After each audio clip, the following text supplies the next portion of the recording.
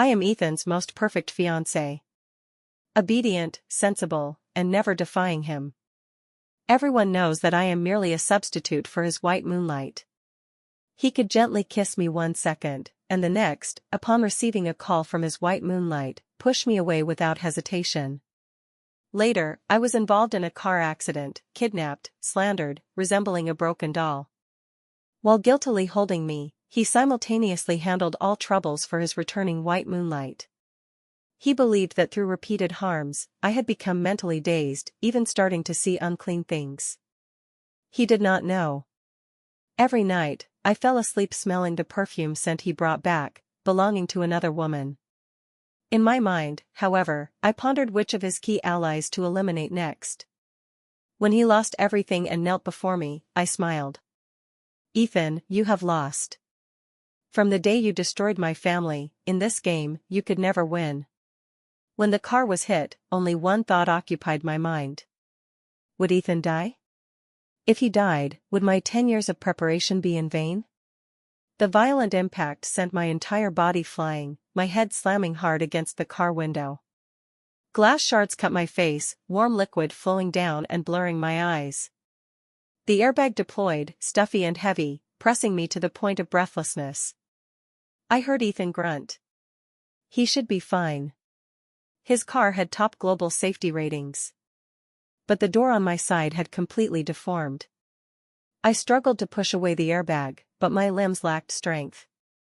My vision was a blur of blood red. I saw Ethan unbuckle his seatbelt, stagger slightly, and push open the car door. He got out of the car. I felt relieved inwardly. Good that he was not dead. The game could continue. I watched him walk around the front of the car, his steps somewhat unsteady. I thought he was coming to save me. I reached out my hand, trying to grab something. But he did not stop. He passed through the swirling dust and scattered debris, running toward the other car. It was the red sports car that had collided with us. The front was wrecked, but the driver's door was open. A woman in a white dress lay over the steering wheel, her shoulders twitching slightly. It was Vivian. His white moonlight had returned. She was also the perpetrator of this accident. I watched Ethan, my nominal fiancé. Nervously and carefully, he helped that woman out of the car. He did not even glance back at me. Not even once. My blood flowed more profusely. The gash on my cheek must be deep. My appearance was ruined. Ethan liked my face the most because it resembled Vivian's by 70%. Now it no longer did, he would probably despise me even more. I closed my eyes, my lips uncontrollably curling upward. How amusing. The surrounding sounds became noisy. Sirens, ambulance noises, people's exclamations. Someone pulled open the door on my side with great effort. Firefighters extracted me from the twisted seat. The stretcher was cold. At the moment I was lifted into the ambulance, I turned my head. Through the gaps in the crowd, I saw Ethan tightly holding Vivian. Vivian cried in his arms, tears streaming like pear blossoms in rain. He lowered his head, saying something unknown, with an expression of tenderness and heartache I had never seen. As if that woman was his entire world. And I was just a shattered stone by the roadside. The ambulance door closed. A nurse pressed gauze against the wound on my face. Don't be afraid, we'll be at the hospital soon. What's your name? What's your family's phone number? I opened my mouth, the taste of blood surging into my throat. I said, my name is Arya. I have no family. My family had been personally buried by Ethan 10 years ago. Along with my name. Now, I was just Arya. A perfect substitute without a past. Upon arriving at the hospital, the emergency room was chaotic. I was wheeled in for various examinations. Concussion, cracked ribs, and the facial wound. The doctor said the wound was too deep, even with the best suturing, it would definitely leave a scar. Young lady, what a pity for such a beautiful face. I lay on the hospital bed, staring at the ceiling lights, stark white. I said, it doesn't matter, the old doesn't go, the new doesn't come. The doctor thought I was scared silly and left with a sigh. I lay alone in the ward. It was very quiet. My phone was damaged in the accident, no one contacted me. Ethan did not come either. He was probably accompanying his beloved for a full body checkup. Vivian was probably unharmed, at most a bit shocked. She drove into us with a clear target, the passenger seat where I sat. She wanted my life. Or at least to ruin my face. She succeeded. In the latter half of the night, the ward door was finally pushed open. Ethan entered. He had changed clothes, carrying a faint scent of disinfectant mixed with another fragrance. It was the discontinued perfume Vivian favored, called Moonlight Lover. How ironic. He walked to my bedside, looking down at me. His face showed little expression, but his eyes were complex. There was irritation, a trace of guilt, and an undisguised hint of disgust. He probably found me troublesome. "What did the doctor say?" he asked, his voice icy cold. "It will leave a scar," I replied calmly. His brows furrowed. "I'll find you the best plastic surgeon." "Okay." The more compliant I was, the more annoyed he seemed. He pulled out a chair and sat down, silent for a long time. "Vivian didn't do it on purpose," he said. "She just returned to the country, unfamiliar with driving, mistaking the accelerator for the brake." I looked at him. Such a flimsy excuse, yet he uttered it. Did he truly not care about me, or did he think I was stupid enough to believe it? "I know," I nodded, my voice soft. "As long as she's fine." My understanding pierced his heart like a needle. He stood up abruptly and paced back and forth in the ward twice. "Arya, what exactly do you want?" "I don't want anything." I looked at him, unblinking. "Mr. Ethan, I am just a substitute." "A substitute must know its place. What the master cherishes, I cannot complain about. What the master protects, I must understand. Rest assured, I won't cause trouble for you and Miss Vivian." My words completely froze him. He turned around, staring intently at me. His gaze seemed intent on burning 2 holes in my face. "Say that again?" I said. I smiled, the wound on my face tugged, causing piercing pain. I said, "I recognize my position. Previously, it was my fault for coveting what doesn't belong to me. For example, his bit of false tenderness." Ethan's chest heaved violently. This was probably the first time he saw me like this. Previously, I was always timid and docile, like a well-trained cat. Even with immense grievances, I would only have red eyes and dare not say more.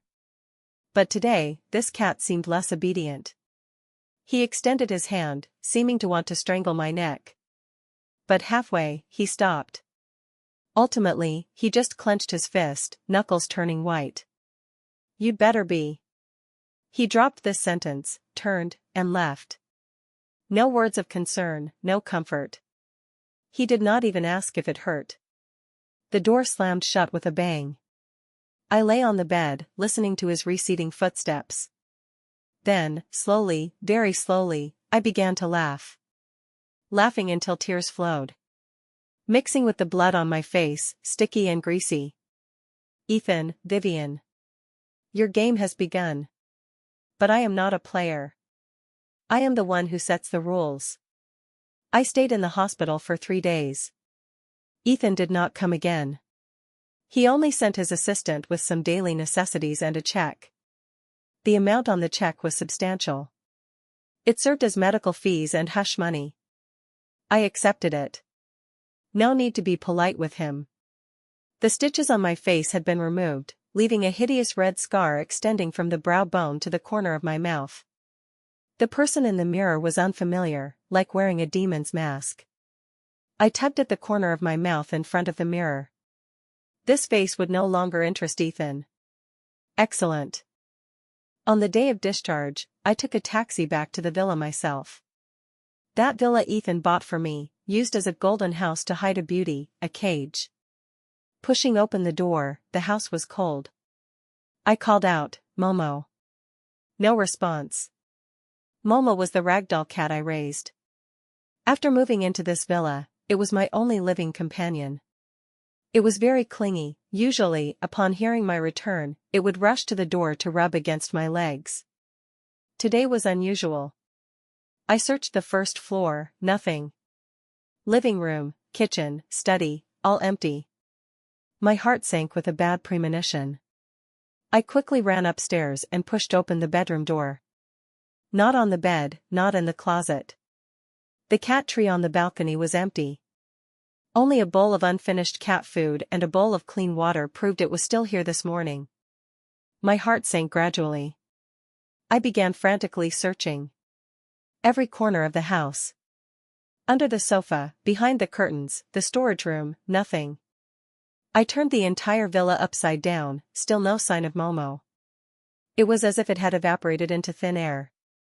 The villa was fully enclosed, with doors and windows securely locked by me. A cat could not escape on its own. Unless someone took it away. I rushed to the living room and pulled up the surveillance at the door. The footage showed at 2 p.m. today. A black car stopped at the villa entrance. A person got out. It was Vivian. She wore the same white dress as I saw at the accident scene that day. She walked to the door, took out a key, and skillfully opened it. She had the key here. Given by Ethan. My hand gripped the mouse tightly, nails digging into flesh. In the surveillance, Vivian entered the villa and came out a few minutes later. She held something in her arms, covered with a white cloth. The outline was the size of a cat. Momo. She put Momo in the trunk, then drove away. The whole process took less than 10 minutes. What did she take Momo for? I dared not think. I frantically dialed Ethan's phone. It rang for a long time before he answered. His voice was impatient. What now? Momo is missing. My voice trembled. Vivian came to the villa, she took Momo away. Make her return Momo to me quickly. The other end was silent for a few seconds. Then came Ethan's cold voice. Arya, have you caused enough trouble? You had an accident and blamed Vivian. Now a cat is missing, and you blame her again? Can't you tolerate her at all? I was stunned. I have surveillance. She carried it away herself. Surveillance? He sneered. I just asked Vivian. She did go to the villa this afternoon, but only to fetch a document for me. She said she didn't see your cat at all. Did it run out on its own? Impossible. I screamed. Doors and windows were locked. Enough. Ethan rudely interrupted me. It's just an animal, if lost, it's lost. I'll compensate you with 10 more. Don't bother me over this trivial matter, and don't harass Vivian again. The phone was hung up. The busy tone beeped in my ear, as if mocking my naivety. He did not believe me at all. Or rather, he did not care about the truth. As long as it involved Vivian, he would unhesitatingly choose to believe her. In his heart, I was worth less than a cat. No, he called Momo a beast. Then what about me? What was I? I collapsed on the ground, my body ice cold. The sky outside darkened. Darkness surged like a tide from all directions, about to engulf me. It seemed I had returned to that night 10 years ago. The same great fire, the same despair. My parents, my home, all turned to ashes in that fire. The instigator was Ethan. It was he who, to annex my family's company, orchestrated an accidental fire. He thought everyone had died. But he did not know that I survived. Burned beyond recognition, I lay in the hospital for a full year.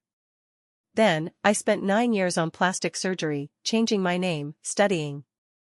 Transforming myself into the appearance he liked most, docile, obedient, like Vivian. Step by step, I approached him, becoming his fiancée. All for this day. I slowly got up from the ground and walked to the floor-to-ceiling window. In the courtyard, that old dry well stood quietly in the darkness. People in the villa area said this well was unclean. It had drowned people before.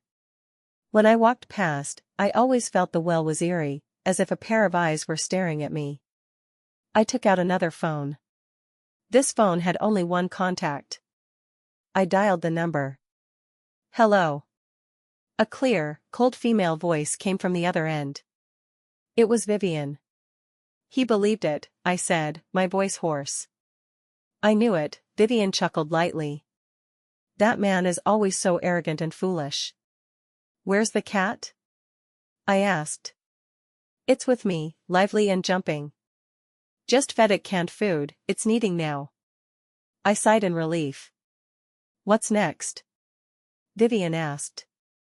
I looked at the dry well in the courtyard. It's time to make this house a bit more lively. Make him believe that something has returned. The debt he owes must be repaid bit by bit with fear.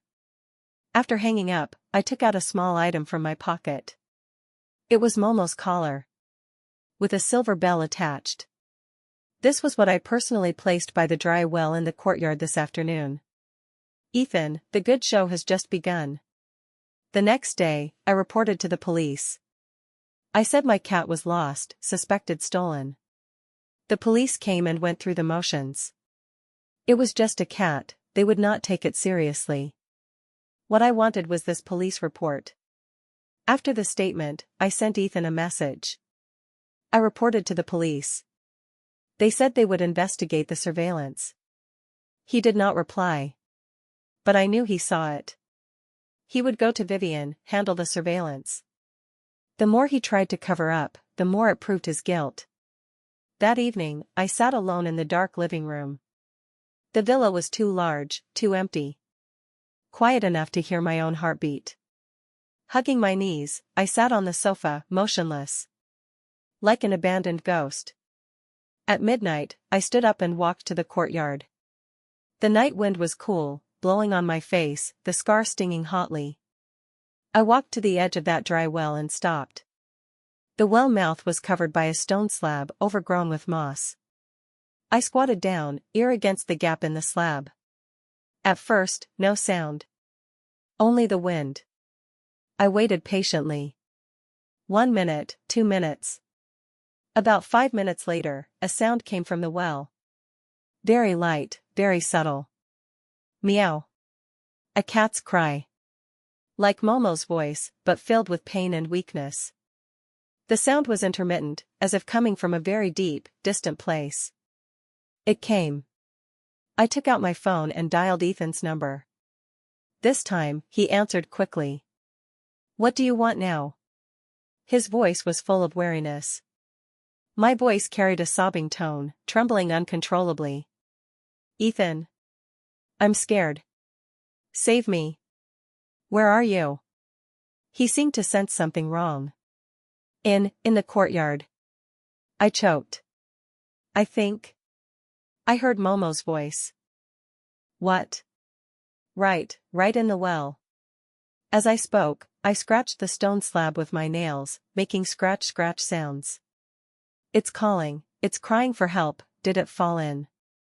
Don't move. Ethan's voice instantly tensed. Stay there, wait for me to return. I hung up and collapsed by the well. The cat cries from the well continued. Each more mournful than the last. It was Vivian playing it through a Bluetooth speaker. A mini waterproof speaker, long ago lowered into the well by me with a rope. Inside was a recording of Momo's mating calls, processed to sound like wailing. In less than 20 minutes, a blinding car light pierced the darkness. Ethan returned. He rushed down without even parking properly, grabbing my arm. Are you crazy? Coming here in the middle of the night for what? He carried the smell of alcohol and cold. Probably rushed back from some drinking event. As if grasping a lifesaver, I clung to his arm. Listen. Listen. I pointed to the well mouth. It's Momo. Really Momo's voice. Ethan frowned, half believing, and leaned down. The cat cry from the well timely sounded again. Meow, that sound, in the silent night, was exceptionally clear and eerie. Ethan's face changed. He straightened up, looking at me. His gaze was like looking at a monster. how did you know it's inside? I heard it. I shrank my neck, eyes evasive. I couldn't sleep, always feeling it calling me. He stared at me for a long time, long enough that I thought he would expose me. But ultimately, he just called the villa security. Pry open this stone slab. 2 guards worked together, exerting great effort to move the slab aside a crack. A gust of cold, damp wind carrying a rotten smell blew out from the well. The cat cries abruptly stopped. The guard shone a flashlight inside. The well was deep, pitch black, nothing visible. Mr. Ethan, this well has been abandoned for many years, below is all silt, nothing there. Impossible. I rushed over. It was still calling just now. Ethan held me back, his face dreadfully grim. Find a rope and go down to check, he ordered. The guards looked reluctant but complied. One was tied with a rope and slowly lowered down. The well was deathly silent. After a few minutes, the person below shouted, "Pull me up." When pulled up, he was covered in black mud, stinking. Mr. Ethan, nothing below, not even a bone. He held something in his hand. A collar. The silver bell covered in mud. It was Momo's collar. I had personally thrown it down the night before last. Looking at that collar, as if all strength was drained, I knelt with a thud. Tears surged uncontrollably. Holding the collar, I cried heartbreakingly. Momo, my Momo. Who is so cruel, who threw you down? Ethan stood behind me, silent. I could feel his gaze, cold as ice on my back. He was not sympathizing with me. He was suspecting me. How could a normal woman hear a cat cry from a dry well at midnight? How could a normal woman, after successive accidents and pet loss, be so weird? He began to fear. This was right. What I wanted was his fear. I wanted him to feel that this house, and I, were unclean. I wanted him to recall those he had harmed to death. I wanted him to believe that retribution had come. That night, Ethan did not leave. He let me sleep in the master bedroom, while he slept on the sofa. I got up at midnight for water and saw him sitting in the darkness, no lights on, a cigarette in hand, embers flickering. His profile was shrouded in shadows, tense. What was he thinking? About Vivian's innocence? Or about me, his deranged fiancée? Or perhaps, he recalled the fire 10 years ago? Holding the water glass, I stood behind him. Ethan, I called softly. His body stiffened, he turned abruptly. Seeing it was me, he relaxed, but his eyes remained vigilant. What's wrong? I can't sleep. I walked in front of him, squatted down, looked up at him. As soon as I close my eyes, I see Momo covered in blood standing by the well, asking why I didn't save it. My voice was light, ethereal, like talking in a dream. It says, the well bottom is so cold. It says, it's waiting for me. The cigarette in Ethan's hand dropped. It burned his expensive handmade carpet, creating a small black hole. He looked at me, his eyes showing genuine fear for the first time. Don't talk nonsense. He scolded in a low voice. I'm not talking nonsense. I shook my head, with an innocent face. It also said, it's not the first. It said, there are many more below, all waiting for the person who killed them to come back and accompany them. After saying that, I slowly smiled at him. That smile must have been ugly. Because I saw Ethan's face instantly turn pale. From that day on, Ethan returned to the villa more frequently. He no longer stayed out all night. But not to accompany me. He seemed to be monitoring me, or verifying something. He would follow me during my sleepwalking at midnight, watching me walk blankly toward that dry well. He would stand at the door when I muttered to an empty corner, his face ashen. I behaved increasingly abnormally. I would suddenly scream during meals, saying I saw a white shadow floating past the window. I would shake him awake at midnight, saying I heard a baby's cry. I would even hold a knife, slashing around the living room, saying to drive away those unclean things. Ethan hired a psychologist. I sat opposite the doctor, eyes unfocused, repeatedly saying one sentence. They have come for me. They have come for me. The doctor diagnosed that due to successive stimuli, I had developed severe stress disorder and persecutory delusion. Recommended hospitalization. Ethan did not agree. He could not let me be hospitalized. A mentally ill fiancé, if word got out, would be a huge blow to his reputation. He could only confine me in this villa, assigning more nannies and security to watch me. He thought this would control the situation. He was too naive. Vivian began visiting the villa frequently, under the pretext of visiting and counseling me. Each time, she brought desserts or flowers. She would hold my hand, gently saying, "Aria, don't be afraid, everything will be fine." Then, when the nanny was not paying attention, she would lean to my ear, saying in a voice only we could hear, "Guess what I added to the dessert today?" Or, "This bunch of lilies smells so good, reminds me of funerals." I would act stimulated, abruptly pushing her away, sweeping everything to the ground.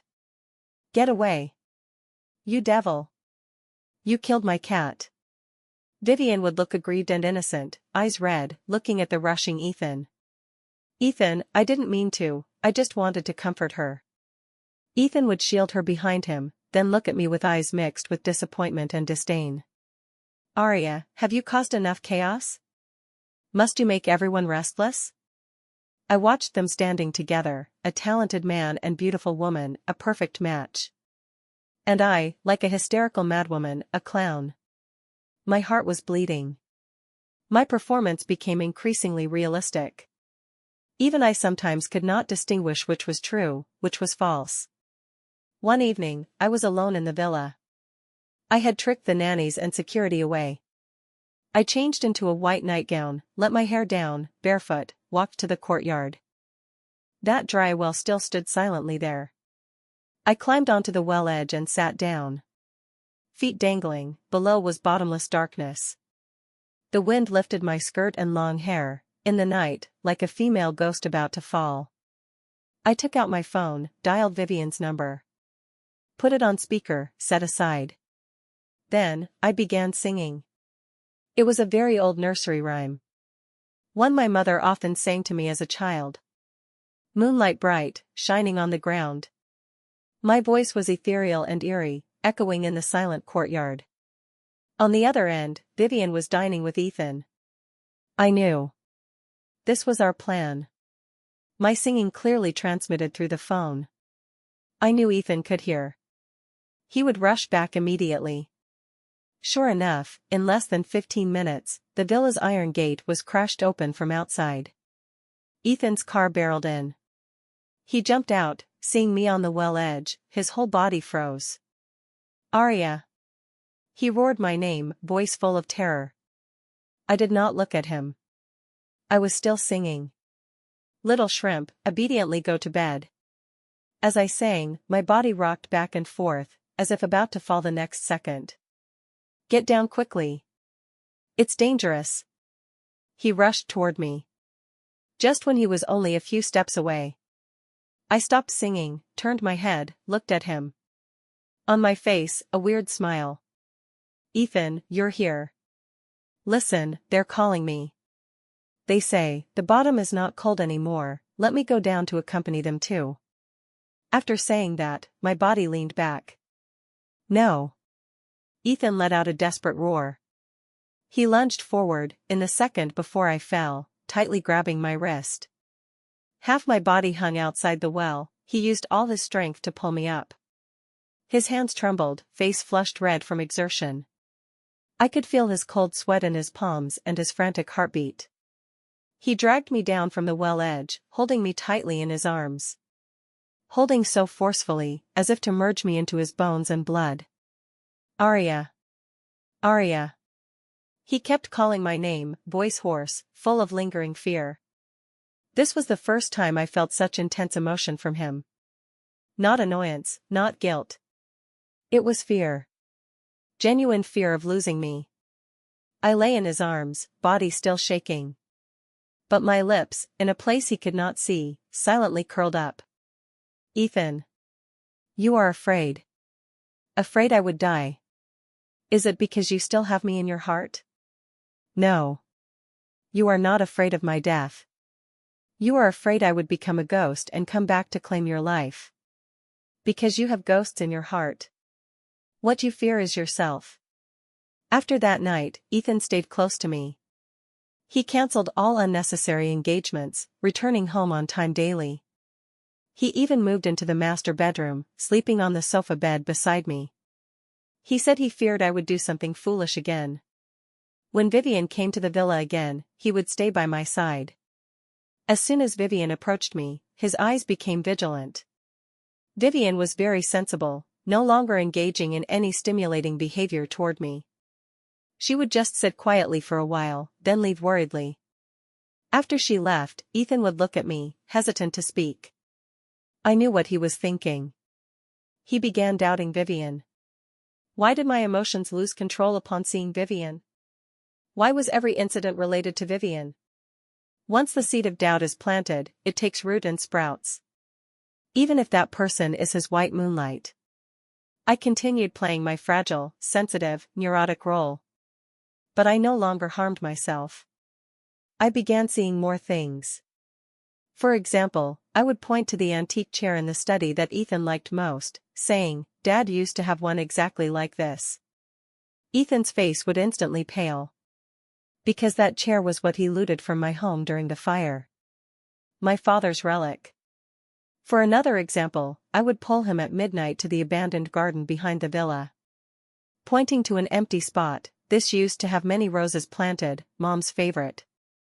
His Adam's apple would roll nervously. Because this villa was built on the ruins of my family's old house. That empty spot was once my mother's rose garden. Every word I said was like a knife, precisely stabbing the deepest wound in his memory. I never made it explicit. I used this mad rambling way, bit by bit, to drag him into the quagmire of the past. He began to suffer insomnia and drink excessively. Several times, I saw him standing in the study at midnight, staring blankly at that chair. He would even subconsciously avoid me. Because my face, from certain angles, increasingly resembled the girl he harmed to death 10 years ago. Even with a scar across it. That scar, instead, seemed like an accusation. Finally, he could not hold back. One evening, he drank a lot. He grabbed my shoulders, pinned me against the wall. His bloodshot eyes stared fixedly at me. "Who exactly are you?" His voice seemed squeezed through gritted teeth. "Why do you know these things?" I looked at him, face blank and fearful. "Ethan, what are you saying?" "I don't know." "You're pretending." He roared, his grip strong as if to crush my bones. "That chair. That garden. And that nursery rhyme. How do you know?" I don't know." I cried in fright. It was they who told me." "Who? Who told you?" "Just a little girl."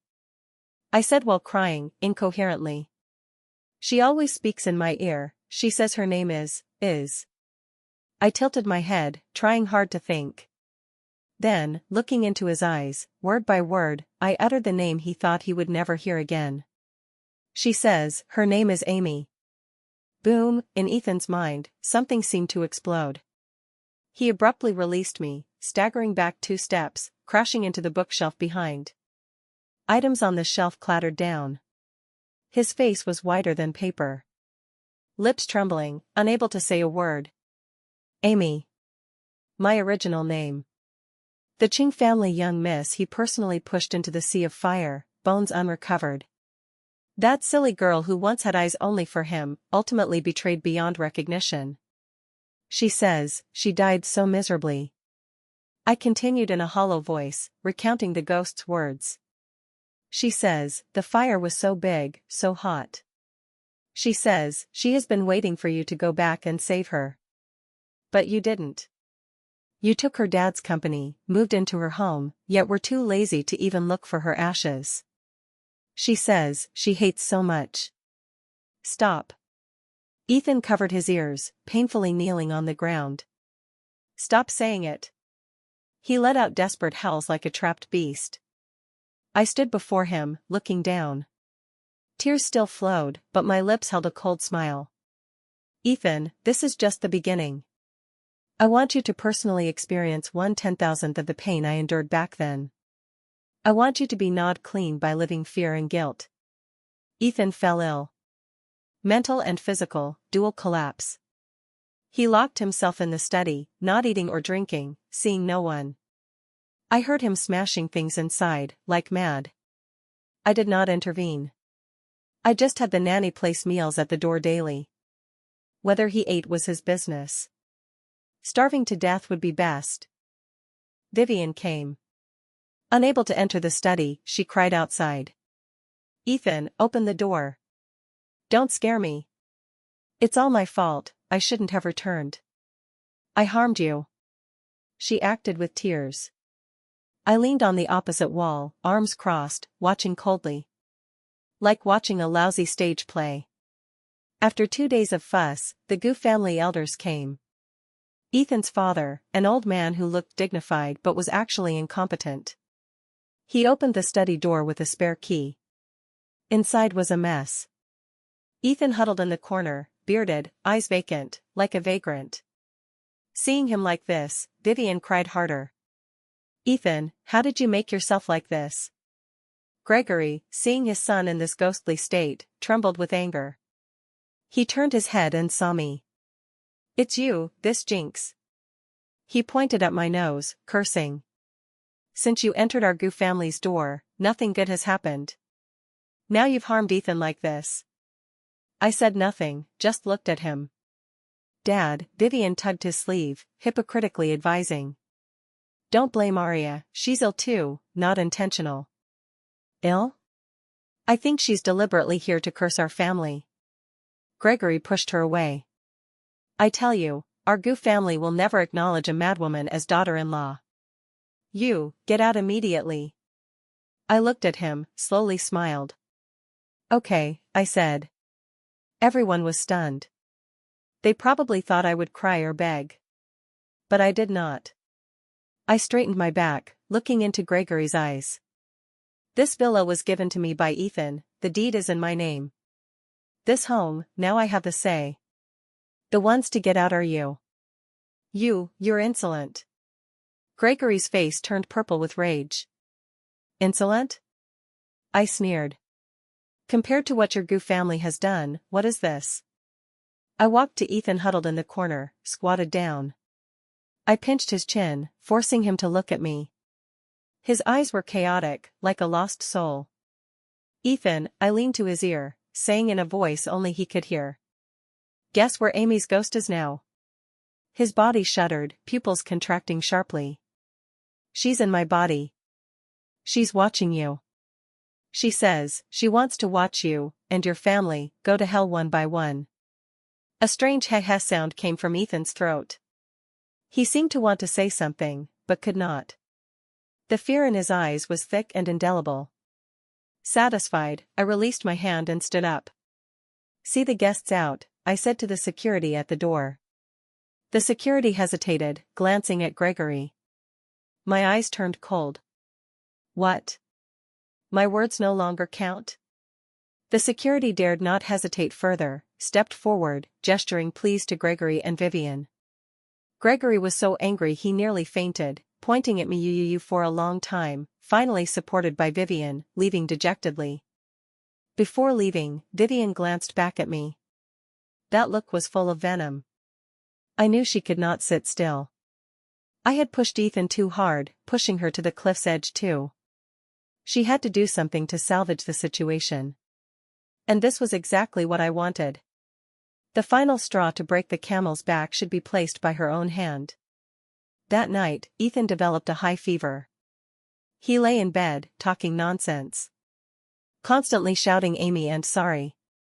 I stayed by his bedside, physically cooling him, feeding him water.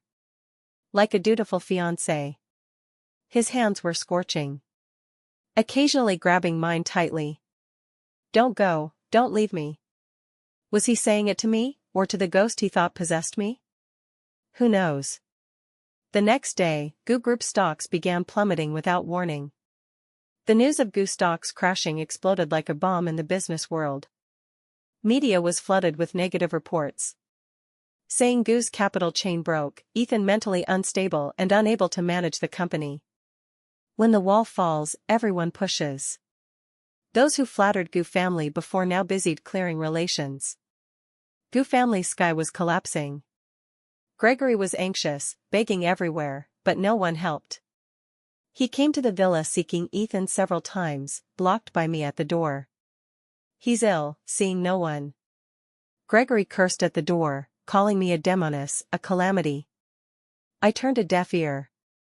Ethan's fever subsided, but his mental state worsened. He sat blankly all day, not speaking, not looking at people. Like a walking corpse. Company matters, he could no longer handle. The mess was thrown to his incompetent father. I knew this was all Vivian's doing. She contacted those deadly rivals in Ethan's business that I gave her. She leaked Goo's internal confidential files one by one. Combined with public opinion, precisely striking every weakness of Goo. She did it beautifully. Ruthless beyond my expectations. She probably thought that once Goo family fell, Ethan penniless, he would completely belong to her. She wanted to be the heroine accompanying him to rise again, turning the tide. Truly naively laughable.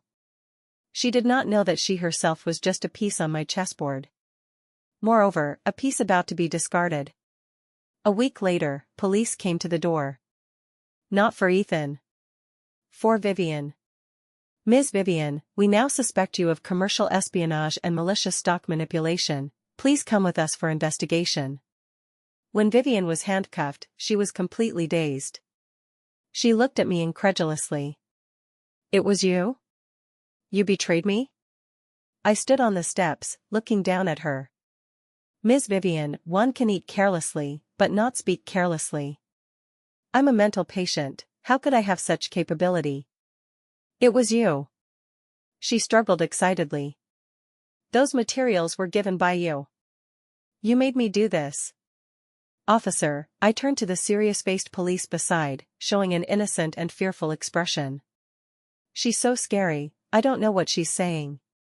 The police looked at me, then at the hysterical Vivian. One was a mentally ill patient with doctor's proof, the other a commercial criminal with solid evidence. Whom to believe was obvious. Take her away. Vivian was forcibly put into the police car. She still roared unwillingly at me, Arya. You'll die horribly. You venomous woman. I watched the police car leave, my expression gradually cooling. Yes, I reported it. All evidence pointing to Vivian was anonymously provided by me. Those emails contacting Goo's rival companies, records of her leaking files, even a recording of her admitting to ruining Goo. I guided her to say it. She thought it was our alliance oath. Unknowing it was the death warrant sending her to prison. Why did I do this? Because she was no longer useful. Moreover, her existence was a threat. She knew too many of my secrets.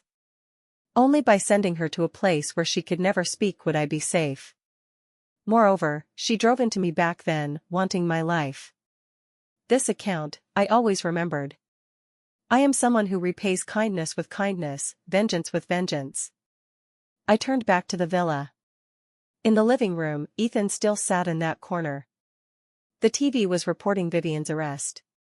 He looked at Vivian's pale, desperate face on the screen, his eyes finally showing a ripple. Slowly, very slowly, he lifted his head, looking at me. That look was no longer fear.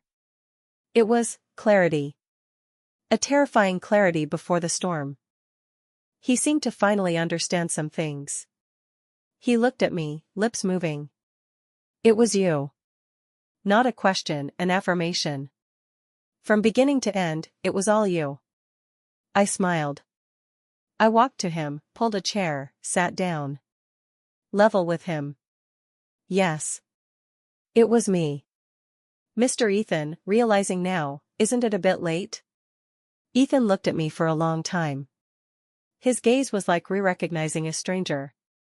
The chaos and fear in his eyes disappeared, replaced by an ashen calm. He seemed to accept this fact. "Why?" he asked, voice hoarse like sandpapered. "What do you think?" I countered. He was silent. The chair in the study, the rose garden of the old house, that nursery rhyme, the name Amy, all fragments finally pieced into a complete truth in his mind. A truth he dared not believe but had to.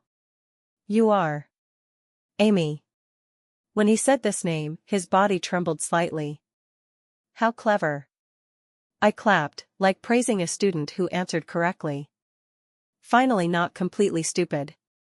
He closed his eyes, face showing extreme pain. "You didn't die." "Thanks to you, I didn't die," I said lightly. "Just stayed in the fire a bit longer, lay in hospital a year more, had dozens more cuts on my face." I reached out, touching the scar on my face. "This one is from Vivian. The rest are courtesy of you." Ethan suddenly opened his eyes, grabbing my hand. His hand was cold as iron. "Sorry. Amy, sorry." He called my former name, tears rolling from his red eyes. "I didn't know. I really didn't know you were inside. If I knew, I absolutely wouldn't." "Wouldn't what?" I interrupted. "Wouldn't set the fire? Or wouldn't take my dad's company?" I forcefully shook off his hand. "Ethan, put away your crocodile tears, they're disgusting. 10 years, have you repented for even a minute or second for my Ching family?" "No. You live in my house, use my family's money, treat me as your white moonlight substitute, toy with me in your palm. What qualification do you have to say sorry?" He was rendered speechless by my questions. Could only repeat, "Sorry, sorry." Looking at his pitiful appearance, I suddenly felt it meaningless. I had fantasized countless times about our reunion, imagining him kneeling before me, repenting in tears.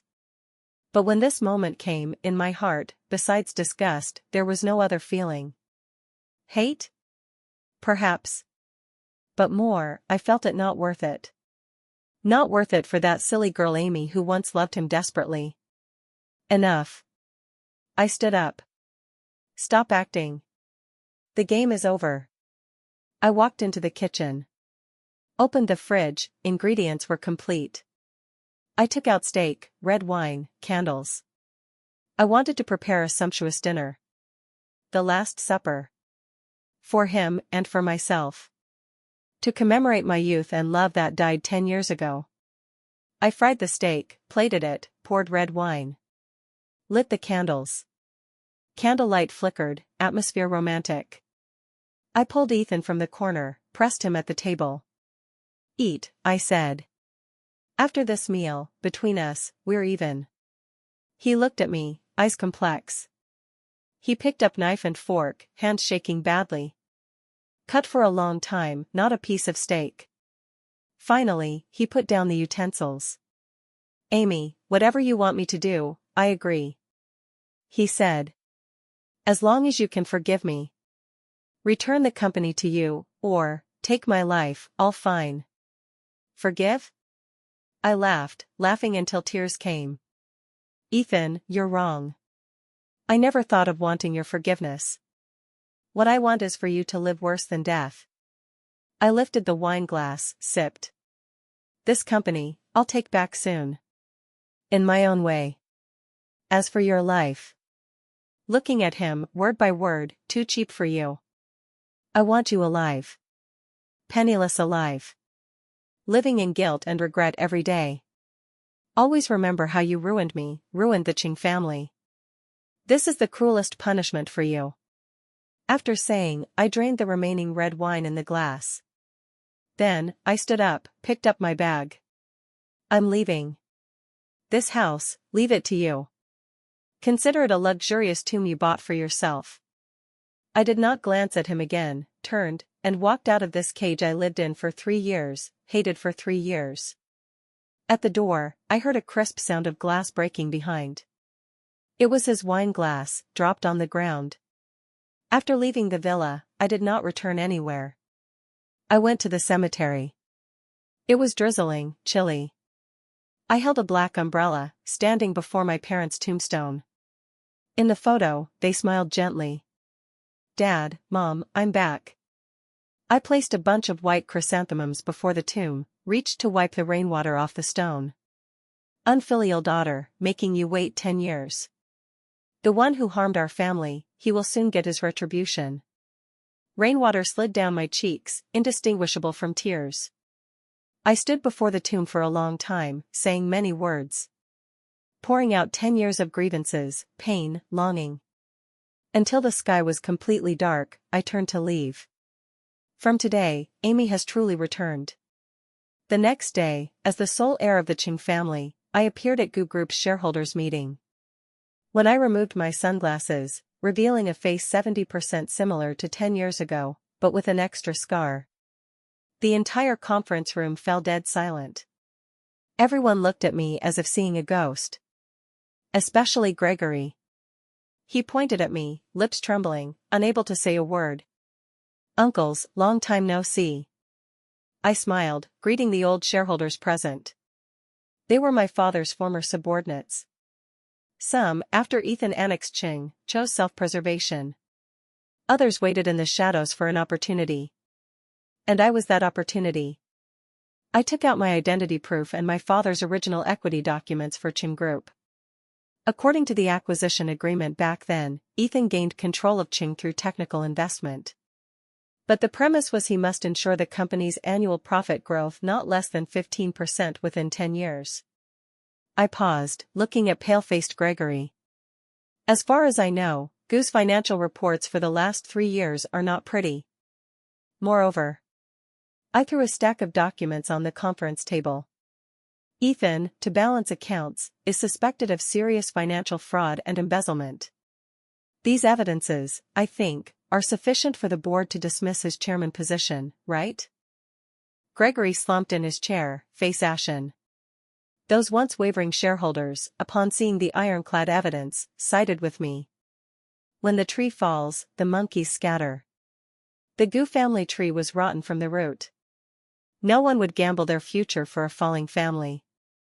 The motion to dismiss Ethan passed unanimously. I, Amy, formally took over Gu Group. No, from today, it should be called back to Qing Group. The first thing I did was liquidation. All who participated in that conspiracy helped Ethan, none would escape. Those to be jailed, jailed, those to be kicked out, kicked out. Qing must change blood from inside out. After finishing all this, it was late night. I sat alone in the empty chairman's office. This office was once my father's. The desk arrangements were still as in his lifetime. I leaned back in the chair, looking at the myriad lights outside, suddenly feeling tired.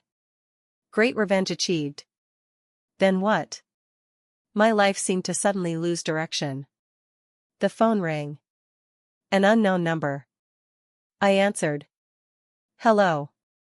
The other side was silent for a long time before a hoarse voice came. "It's me." It was Ethan. "What's the matter?" My voice was cold. "I saw the news," he said. "Congratulations, you took back what belongs to you." His tone was calm. No anger, no reluctance. "You called just to say this?" "No." He paused. "I want to see you." "Last time." "No need. Please." His voice carried a plea. I was silent. "Where?" "The old place," he said and hung up. "The old place."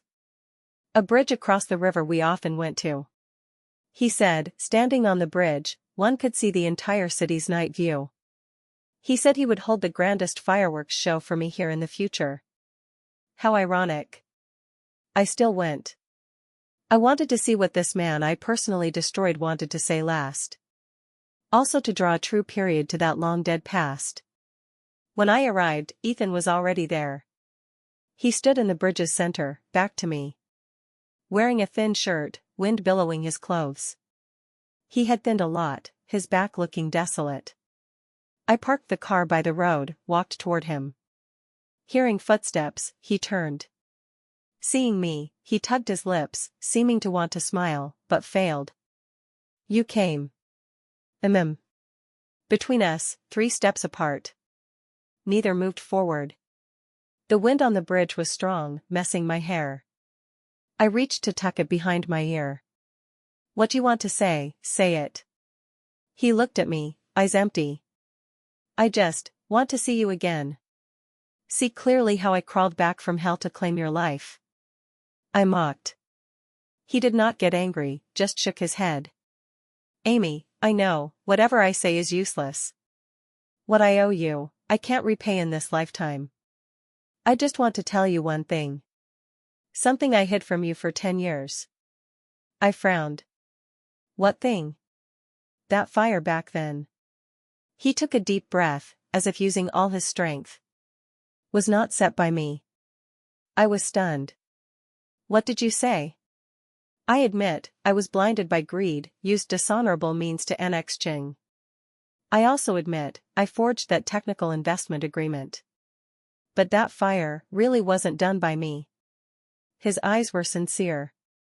Sincere enough to make me waver for a moment. Not you, then who? It was Vivian. This name shocked me. Impossible. I subconsciously refuted. Why would she do that? Because she hates you. Ethan smiled bitterly. From childhood, everyone liked you, including me. She felt you robbed her of everything. She was jealous of you, jealous to madness. She knew I was moving against Qing, so she acted first, creating that fire. She wanted you dead. Afterward, she used this to threaten me. She said if I didn't help cover it, she would expose all I did. I was afraid. Afraid of losing everything, so I compromised. I helped her forge the illusion of you burning to death in the fire. I dealt with all who knew. Then, I took over Qing, and she, with a large sum, went abroad. We agreed this matter forever rots in our stomachs. Until she returned this time. Listening to him, my mind was in chaos. Vivian? The one who set the fire was Vivian? This truth was harder to accept than Ethan being the mastermind. I always thought she was just a woman blinded by jealousy. Unexpectedly, she was the most venomous snake. What you said, is all true? My voice trembled. No need for me to lie. Ethan looked at me. I sent people to check. Vivian confessed everything in prison. She thought she could drag me down, but unexpectedly, nailed herself completely. He took out a USB drive from his pocket, handed it to me. Inside is her confession, and some evidence I collected back then. I kept it, just for one day to leave myself a way out. Now, all for you. I took the USB, very heavy. Heavy, almost unable to hold. So, the person I hated for 10 years, was wrong? No. Not wrong. Even if the fire wasn't set by Ethan, he was an accomplice. It was he who, for his interests, covered the truth, letting my parents die unjustly. It was he who comfortably enjoyed these 10 years, built on my family's bones. His crime not deserving death, yet unforgivable. Finished? I put away the USB, looking at him. Finished. Then can I leave? He looked at me, eyes full of endless sorrow. Amy, if those things didn't happen back then, would we be different now? No ifs. I coldly interrupted. From the moment you chose to deal with the devil, we already had no possibility. I turned to leave.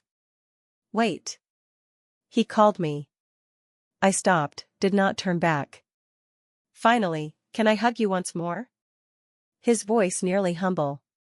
Consider it, farewell. I was silent for a long time.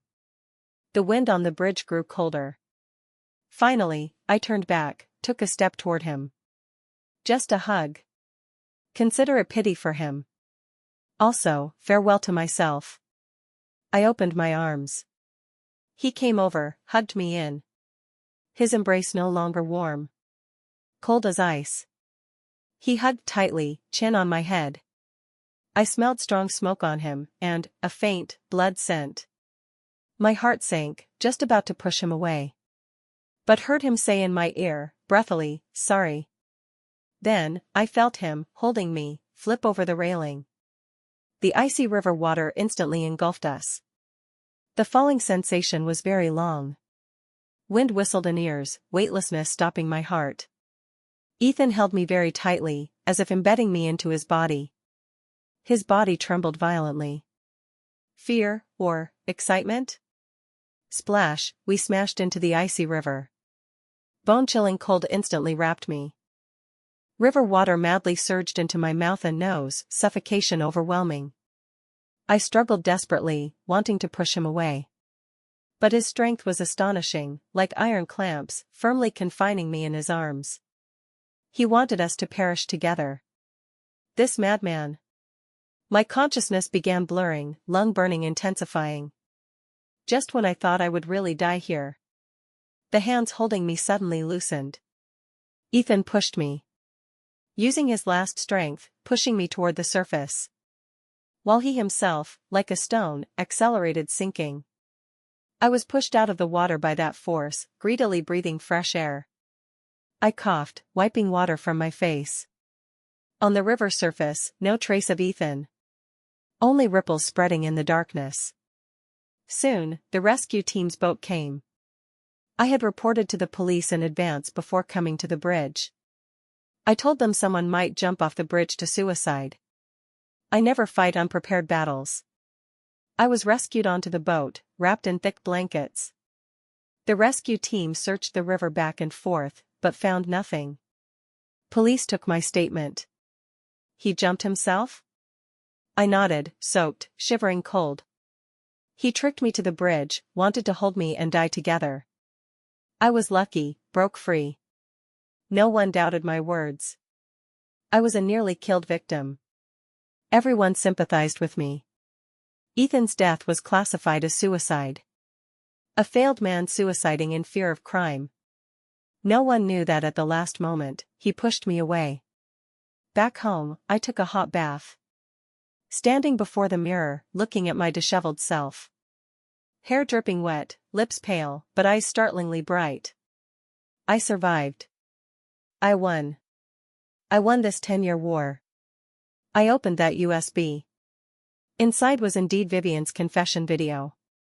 In the video, Vivian cried messily, confessing how she was jealous of me, the process of setting the fire, all out. Also some evidence Ethan collected of her contacts back then. He did not lie. But I laughed. I took my phone, opened an encrypted folder. Inside was another video.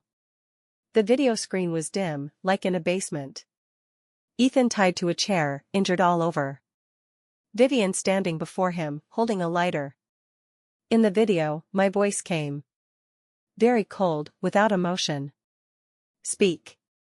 Repeat the lines you memorized just now, to the camera. In the video, Vivian lifted her head, looking toward the camera.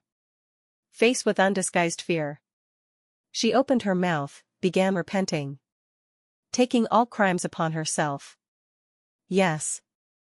This confession was fake. Forged by me and Vivian together. Ethan thought Vivian betrayed him, unknowing that Vivian from start to end was my person. After the Ching incident back then, Vivian did go abroad. But not with Ethan's money. With mine. I used all remaining Ching assets to send her abroad, let her study finance and management. I made her the sharpest knife. Then return, stab into Ethan's heart. The car accident was planned by me. Just to let Vivian return reasonably, appear before Ethan. The cat was hidden by me and her together. The supernatural events in the villa were arranged by us. Leaking company secrets, ruining Gu, was the most important part of our plan. Her arrest was also a play we acted for Ethan. I had long bribed connections, she would not stay inside long, would be bailed out. I was the one controlling everything from start to end. I made Ethan believe he was betrayed by two women together. I made him believe he was wronged. I let him jump into the river with this innocent hatred and unwillingness. Let him die without understanding. This was what I wanted, the true living worse than death. I sent the video from the USB to major media. Former GU chairman Ethan did not suicide in fear of crime, the real culprit is someone else. I even thought of the title. I wanted him restless even after death. I wanted everyone to know he was a pitiful worm killed by a venomous woman. I wanted his GU ancestors to be shamed. After doing all this, I deleted all secrets from my phone. Then, I dialed a number. Hello. Vivian's voice came. She was already out. It's over, I said. Next, where to? She asked. I walked to the window, looking outside, the horizon showed dawn. A new day was beginning. To a place without winter. I smiled. A heartfelt, relaxed smile. 3 months later. Southern Hemisphere, an unknown small island. Sunshine, beach, waves. The air full of salty, warm taste. I lay on the beach chair, wearing sunglasses, drinking iced coconut juice. Beside, Vivian was applying sunscreen. Wearing a bikini, figure hot. Completely unlike that white moonlight who cried pear blossoms in rain before media. Hey, she pushed me. What are you looking at? Eyes about to fall out. I smiled, removed sunglasses. Looking at how good you look. Vivian rolled her eyes, but lips curled up. Smooth talker. She finished sunscreen, lay down too, watching the blue sea with me. Company side, all handled? She asked. I nodded. Equities all transferred, exchanged for money unspendable in this lifetime. Chin Group, I did not want. That place bearing too much blood and tears, I did not want. I handed it to a reliable professional manager team. Only kept a small dividend right. Money, enough is good. Living, happiness is most important. GU family? Bankrupt. I said lightly. Gregory couldn't take the blow, had a stroke, still in hospital. GU relatives, fighting over the remaining pitiful assets, in utter chaos. More exciting than TV dramas. Serves them right. Vivian snorted coldly. We both fell silent. Sea breeze blew, with a hint of cool. Amy, after a long time, Vivian spoke. Do you regret? I knew what she asked. Regret what? Using me, and using his feelings for you. Feelings? Did Ethan have feelings for me? Perhaps. When he treated me as substitute. When he feared losing me. When finally, he chose to push me away. But that feeling was too complex, too cheap. Mixed with too much guilt, use, possessiveness. That was not love. No regret. I shook my head. If again, I would still do it. I'm just a bit tired. These 10 years, I lived in hatred. Like a taut string. Now, the string loosened. But I don't know how to play the new movement. Vivian reached over, held my hand. Her palm was warm. Not tired. She said. From now on, I accompany you. Where you want to go, I go. What you want to do, I do. We go see aurora, skydive, see stars in desert. Make up all missed in these 10 years. I looked at her, her eyes sparkling in sunlight. Like two obsidians. Suddenly, I felt the ice in my heart begin to melt. Good. I held her hand back. It's a deal. We smiled at each other. Seagulls flew overhead, emitting a clear call. In the distance, the setting sun slowly sank into the horizon, dyeing the entire sky warm orange. Returning from hell, I finally found my place of peace. The girl called Amy had died in that fire 10 years ago. Along with her love, her innocence. The one who survived is me. A brand new, living for myself, Aria. My world will never have winter again. Because by my side, there is someone warmer than the sun. As for Ethan, let his name, along with those unbearable pasts, forever sink in the icy river bottom. Not worth remembering. Not at all.